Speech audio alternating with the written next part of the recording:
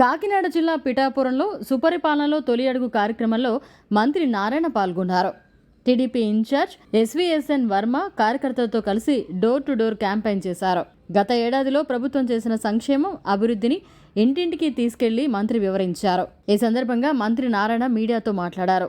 సుపరిపాలనలో తొలి అడుగు కార్యక్రమంలో ఎక్కడికెళ్లినా ప్రజలు బ్రహ్మరథం పడుతున్నారన్నారు. నాయకుడు పిఠాపురం తెలుగుదేశం పార్టీ ఇన్ఛార్జి వర్మ గారికి మరియు జిల్లా ఈ యొక్క కాకినాడ జిల్లా పార్లమెంటు ఇన్ఛార్జి నవీన్ గారికి ఉన్నారు.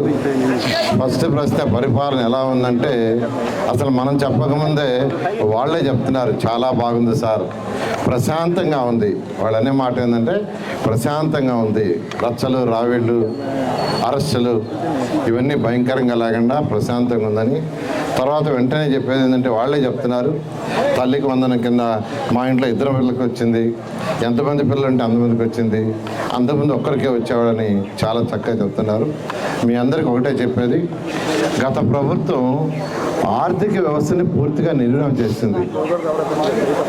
అంటే ఫైనాన్షియల్గా ఒక రాష్ట్రాన్ని ఏ విధంగా పరిపాలించాలా, రాష్ట్రానికి వచ్చే ఆదాయం ఏంటంటే మనం కట్టే ట్యాక్సులే, రాష్ట్రానికి వేరే ఆదాయాలు ఉండవు. దేశానికైనా రాష్ట్రానికైనా మనం కట్టే ట్యాక్సులే. వాటన్నిటినీ ఒక ప్లానింగ్ లేకుండా మొత్తం ఇర్రెగ్యులర్ చేసేసి ఫైనాన్షియల్ మొత్తం నాశనం చేస్తుంది. ఒక ఇంట్లో ఒక వ్యక్తికి 20,000 జీతం వస్తుందంటే ఆ భార్యాభర్తలు ఇద్దరు మాట్లాడుకుంటారు, పాలోడికి ఎంత ఇవ్వాలా, రెంట్ ఉంటే రెంట్ ఎంత ఇవ్వాలా, పిల్లల చదువులకి ఎంత, తిండికి ఎంత, లేదా బ్యాంక్ ఇన్స్టాల్మెంట్, ఒక చక్కటి ప్లానింగ్ ఉంటుంది. ఒక ప్రభుత్వం అంటే ఫైనాన్స్ డిపార్ట్మెంటు ముఖ్యమంత్రి గారి యొక్క గైడ్లైన్స్లో జరగాలి. కానీ గత ప్రభుత్వం పూర్తిగా నిర్వహణ చేసి 10 లక్షల కోట్ల రూపాయలు అప్పు చేసి వెళ్ళిపోయింది. ఆ 10 లక్షలు కట్టాల్సిన బాధ్యత ఎవరంటే మనందరి మీద పడ్డది. మనం కట్టే ట్యాక్సులు బ్యాంకులో వేస్తే ఆటోమేటిక్గా వాళ్ళు డిడక్ట్ చేసుకుంటున్నారు. ప్రతి నెల ప్రతి క్వార్టర్కి మనం కట్టే ట్యాక్సులు ఆటోమేటిక్గా రిజర్వ్ బ్యాంక్ కట్ చేస్తుంది.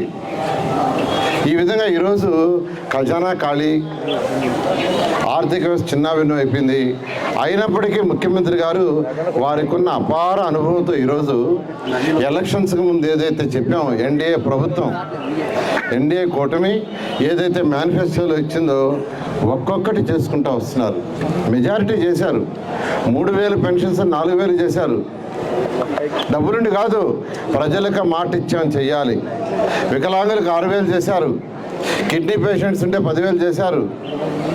బెడ్ మీద ఉండి కదలలాగండి అటెండర్ ఉంటే అటెండర్ అవసరం అయితే 15,000 చేస్తారు. ఇవన్నీ డబ్బులుండి కాదు, డబ్బులు లేవు కానీ మాట ఇచ్చాం ప్రజలకి, మాట తప్పకూడదని ఈరోజు.